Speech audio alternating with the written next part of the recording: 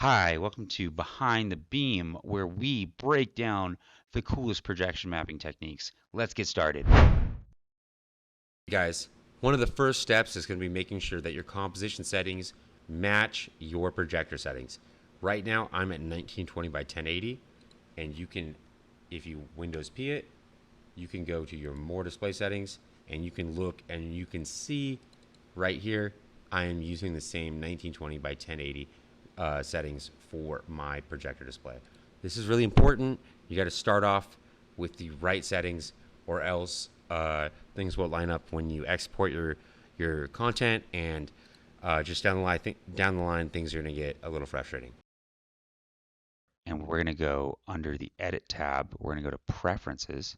We're going to select Video Preview. We're going to enable Mercury Transit, and then we will select the second display or whatever display is attached to your projector. And when you hit OK, voila, you have this fantastic preview for your projection surface.